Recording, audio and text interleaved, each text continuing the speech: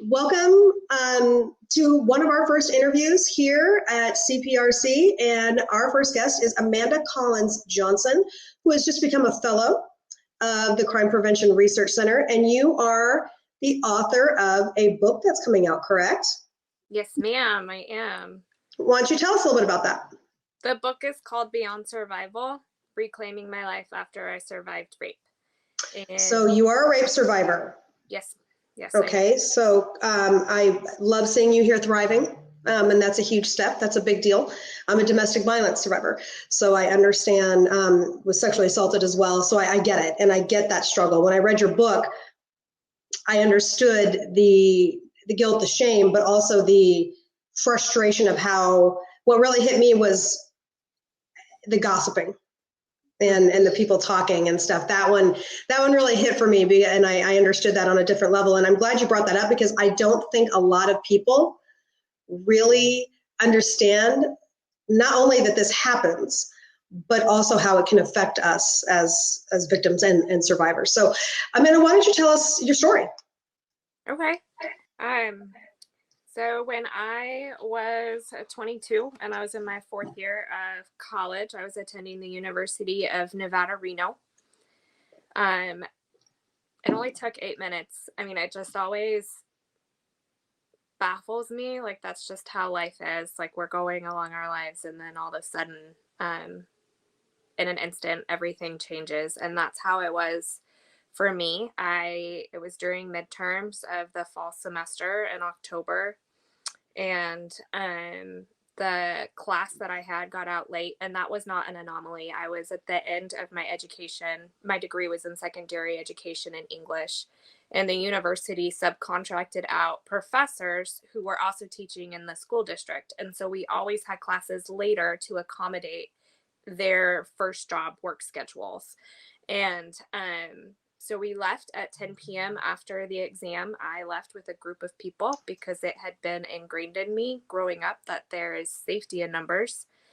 And we walked to the parking garage that was just across the way from where our building was. And I had parked in that specific parking garage because it was seemingly safer than parking in off-campus parking. I also happened to be about 50 feet away from where the campus police store was, and I was on the same floor of the parking garage where they park their cruisers. All this stuff was just such second nature to me, because when I was growing up, my sister and I were made to get our second degree black belts to get our driver's licenses when we turned 16. So participating and being being active in our own self-defense was not new to me. And it was just second nature. I wasn't having to think about this as it was, pulling through, or as it was playing through. When we got to the parking garage, I was the only one that had parked on the ground floor. I didn't see anything between myself and my vehicle. I wished my group a good week, told them I would see them in the next class, and I started going towards my vehicle as they went up to where their vehicles were. And it was shortly after that it became abundantly clear to me that what I had not seen was a man that was hunched behind the wheel well of a truck, between a truck and a sedan. And he grabbed me from behind, placed a pistol to my temple, and then brutally raped me. He went on to kidnap and murder his second victim, and he murdered his last known victim. He raped and murdered his last known victim. He's currently sitting on death row, and I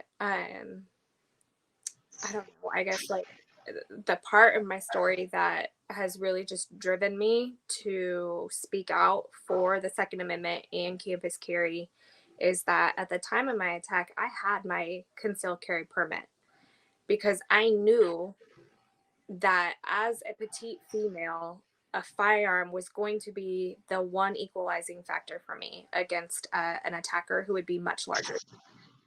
However, I was a law-abiding citizen that night, and I didn't have my firearm because it was illegal to have it on college campuses at the time, and it still is illegal at the University of Nevada, Reno. Um, and so I just I didn't have my firearm because I would have lost my right to carry. I would have been expelled from school, faced possible jail time. The consequences for me carrying were so great for me that I left my firearm at home. And then, as it stood, being the law-abiding citizen, I had more to lose either way because my attacker during the sentencing, while he is on death row right now, he only got a 1-year enhancement charge for having a firearm where he shouldn't have had a firearm. So I want to get a little bit more into that, the details of that and what Nevada looks like then versus now. So this is obviously what led you to firearm advocacy, but let's rewind a little bit because I've got a couple questions, and working through some of this, I know what I experienced and still experience sometimes, particularly because I work in the gun industry as well, running a nonprofit.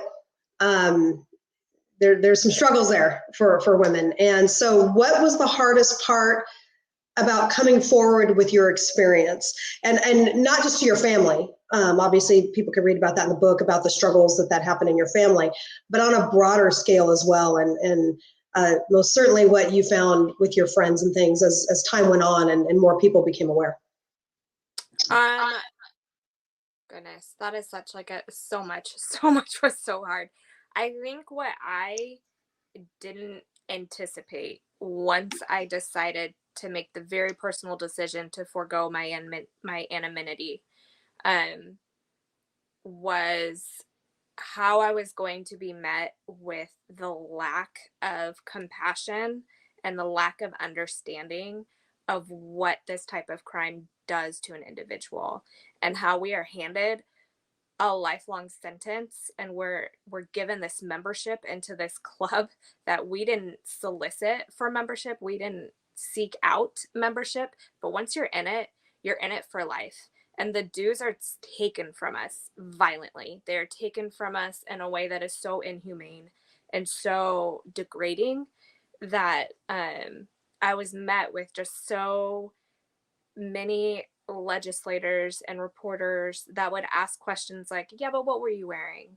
Like, are you, or just like a caveat of what I should have done differently, or isn't it about time that you move on by now?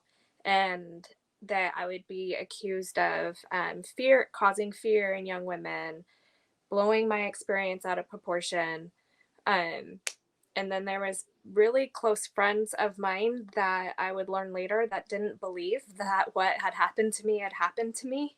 And that was a whole nother layer of healing that had to be walked through and sought through. But I was incredibly taken back by the lack of understanding of what rape does.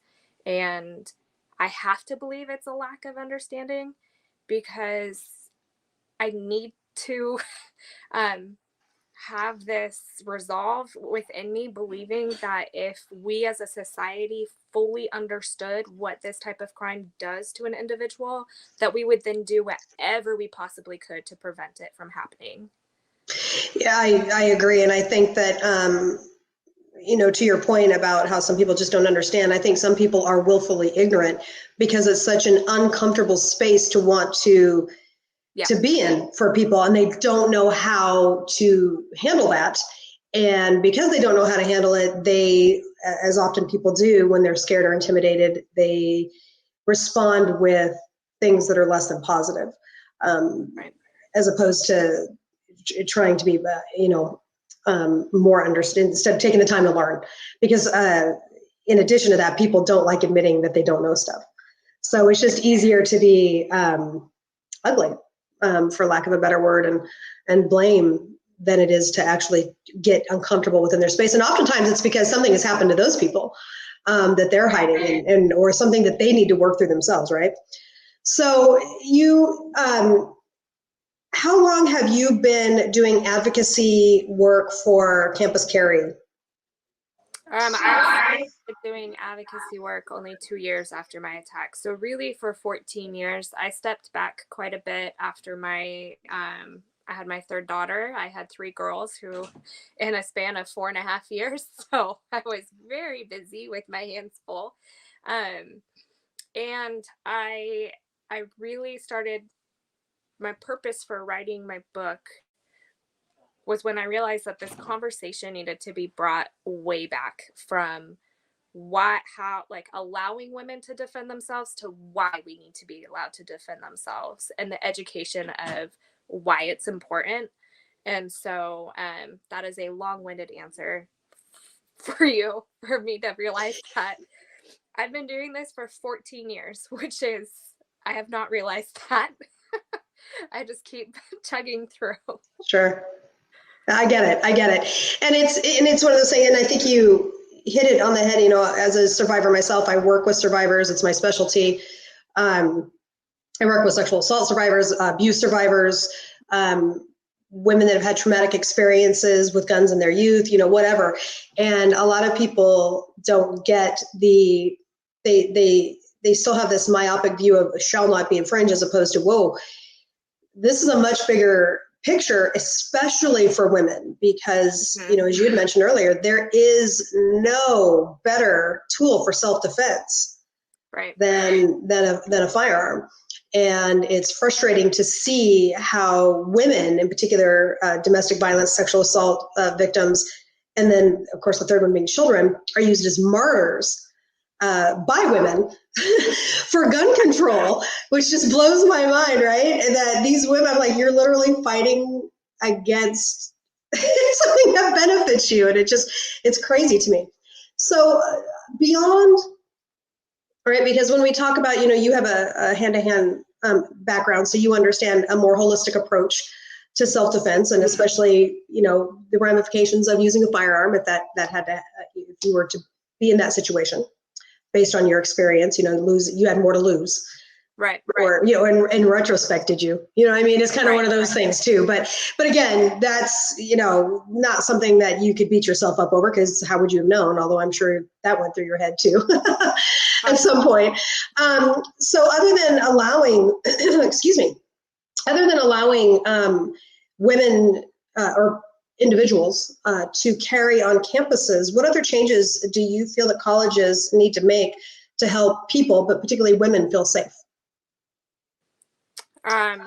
Yeah, that is very, like, multifaceted, I think. And then if I could just backtrack, I will answer that question, but just backtracking, I wanted to add on to something that you said, which is so interesting and poignant, about how the gun control narrative is used by women.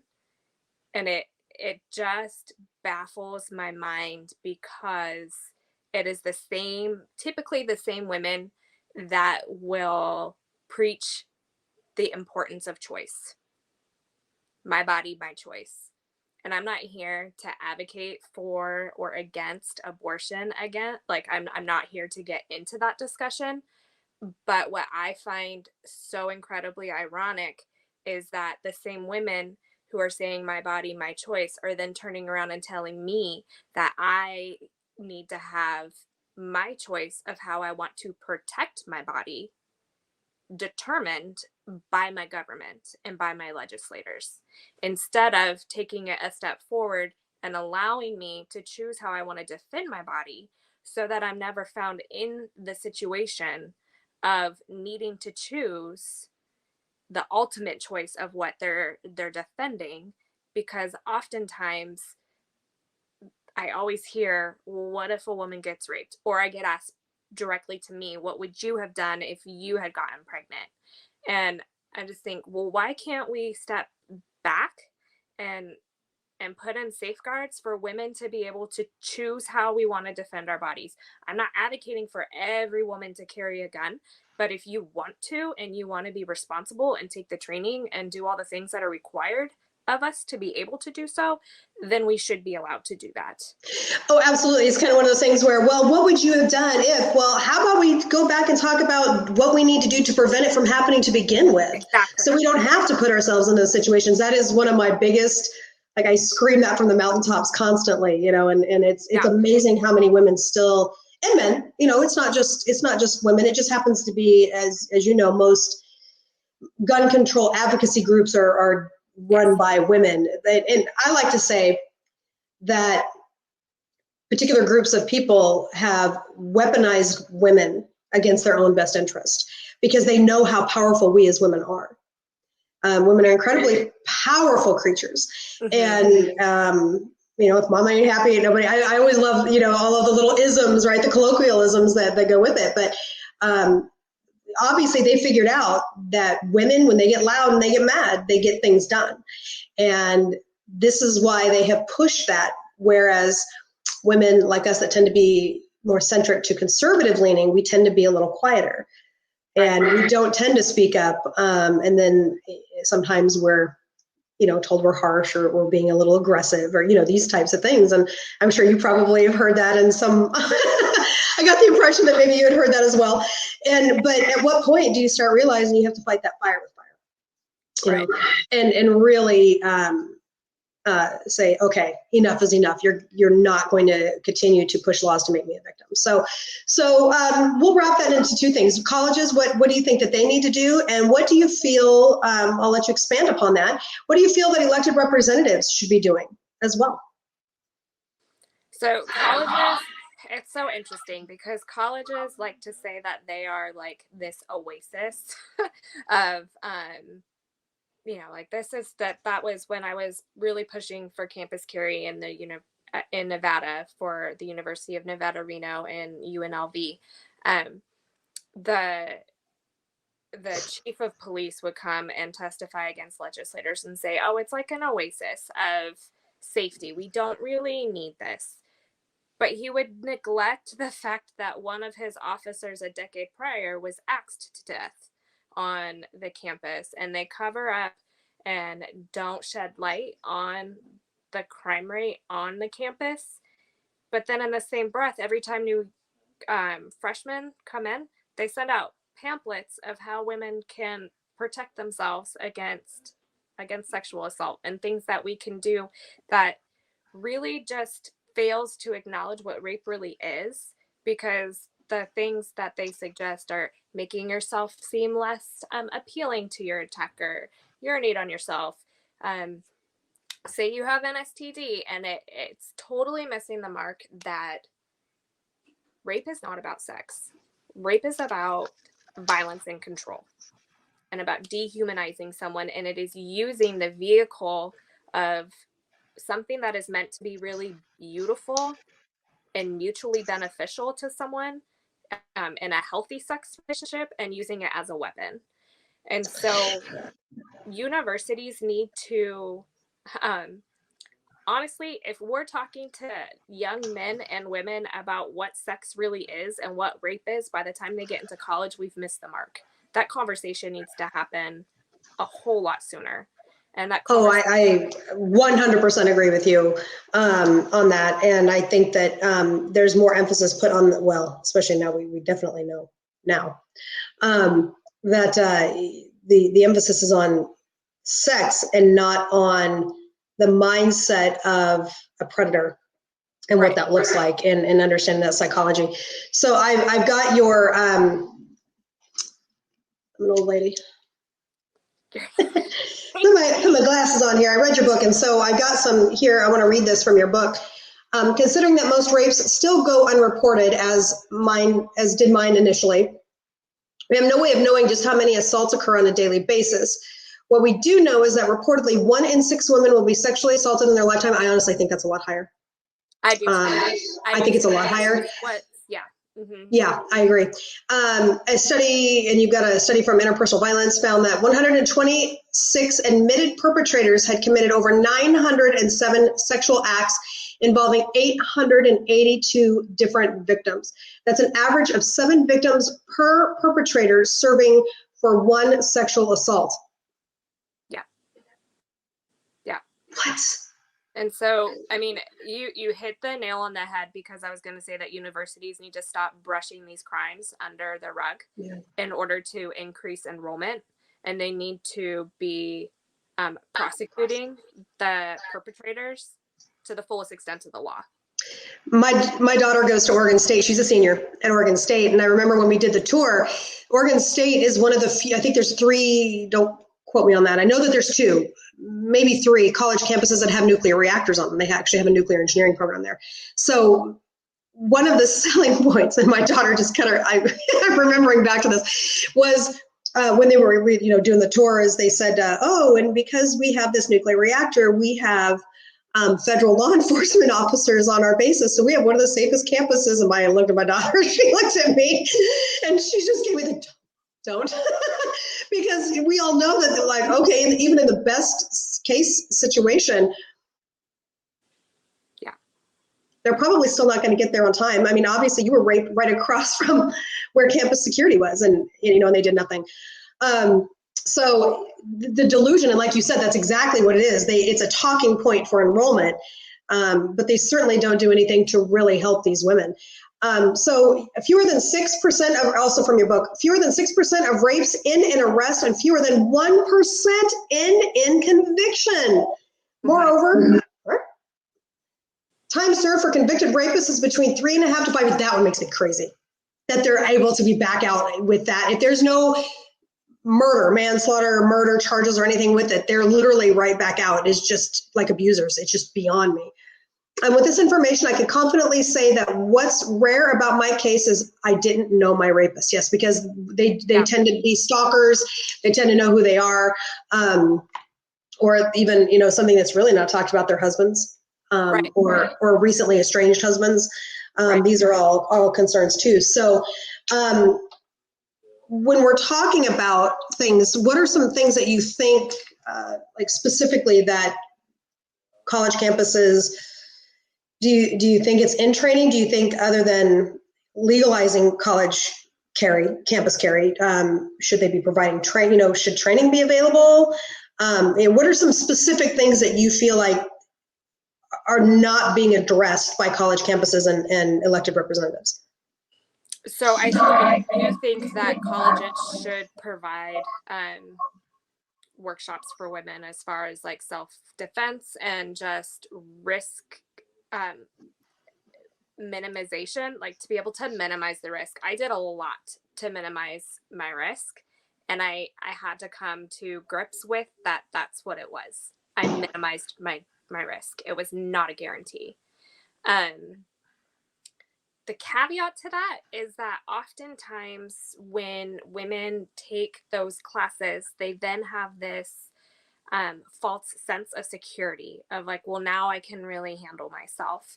And having that confidence isn't a bad thing, but we need to be educating women on how to be situationally aware and how to be aware of our surroundings. And it can't just fall on the college campuses. Unfortunately, it's like a whole societal shift movement that needs to happen. And people will come back and say, well, that's victim blaming. That's just the world we live in.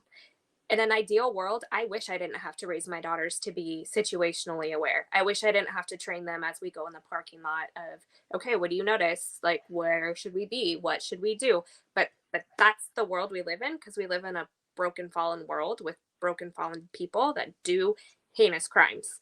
And so universities need to, for me, the campus police closed at 6 p.m.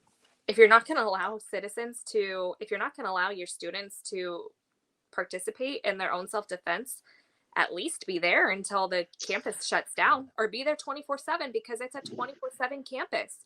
You have on campus housing. We need to have a presence there. He knew, the attacker knew. He knew what he was doing. He was not stupid. And so there's like so many systematic things that if you're going to take that away from us, then step in and say, okay, well, we're going to increase our presence. This drives me nuts. They say that there's call boxes like everywhere, and that I'm like, okay, that's just as much as calling 911, because a call box above my head wouldn't have been any help to me that night. that I was straddled on the ground. Um, and then, like, why not enlist some of the students to help with security to give them a job on campus while they're also able to study and what, like, there's so many multifaceted things that we can do that just aren't being done. And honestly, I really wish that legislators would get off their big comfy chairs, because as they're in their big comfy chairs and I've had to go through metal detectors to talk to them and they have their security guards protecting them, I'm still left defenseless. And I'm the Yeah. one out in the parking garage by myself. And now I'm the one with my 3 precious babies and I'm their first line of defense. And so get off your big comfy chair and start walking the normal everyday life and remember that you are to be for the people, by the people, and stop removing yourself so much from the normal everyday US citizen and listen to us. It's not about any backdoor deals that you're making or not making. It's about what your what your constituents are asking of you. Absolutely. It's the ivory tower complex, right? They live in this ivory tower and don't understand and have become very detached, and I get it. So and you actually answered my last question. You wrapped it into that, so that was perfect, which is, unless there's something you'd like to add to that, which is, what do you feel that women, everyone, but particularly women, should be doing to embrace self-defense and learn to take that responsibility for their own protection? I think that it is, really just being situationally aware and doing that, like, deep dive, like, soul searching of just coming to grips of the reality that we live in, unfortunately. And I'm not saying live in fear.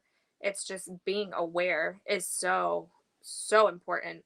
And people are going to come back and say that I'm then, like, victim blaming or saying, like, putting more of the responsibility on the victim. But the reality is that that's already happening. Like, it doesn't matter. I did everything and people still tell me more of what I could have, should have, would have done. And women need to also start believing each other.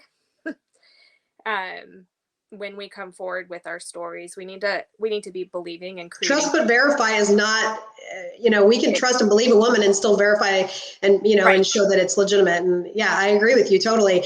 I've never really understood that whole, the victim blaming. It happens. I get it. To me, I struggle to wrap my brain around it. Well, I shouldn't have to carry a gun. You should teach your boys how not to rape. How about both? How about like, they're not mutually exclusive, right? Exactly. We can teach somebody not to beat women, teach a man not to beat women. We can teach a man that it's not okay to rape women. I feel like society-wise, we already do. Yet there's still going to be those people that are going to do these things because evil exists in the world. And so we can have both. They're not mutually exclusive, right? So I fully agree with you. Absolutely. And unfortunately, without getting too far down that rabbit hole with it, really what it comes down to is identity politics have polarized those two mentalities. And it's unfortunate where people, particularly us women, are sit in the middle and get victimized from both sides.